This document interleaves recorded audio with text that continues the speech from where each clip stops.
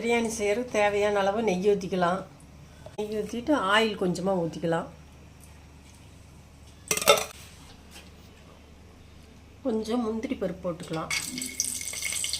பருப்பு போட்டது வெங்காயம் போட்டுக்கலாம். இஞ்சி பூண்டு பேஸ்ட் கொஞ்சம் போட்டுக்கலாம்.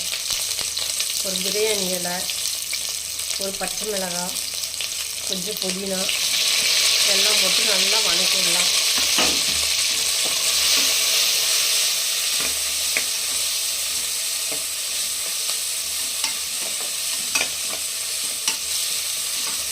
அப்புறம் லெக் பீஸ் எடுத்து போட்டுக்கலாம்.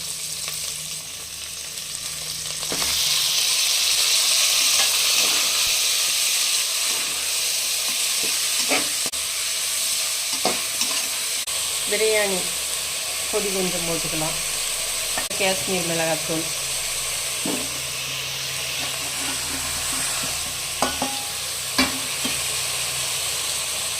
உப்பு நல்லா போட்டு வணங்கணும். வணங்கினதுக்கப்புறம் நல்லா வணங்கிடுச்சு. பாசுமதி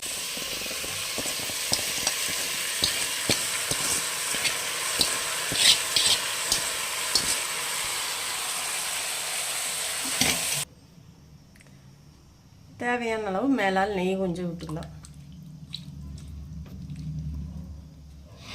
இப்போ எல்லாமே போட்டாச்சு. வெந்ததுக்கப்புறம் 4 விசில் விட்டு ஆஃப் பண்ணிடுவோம். அவ்வளோதான் சிக்கன் பிரியாணி.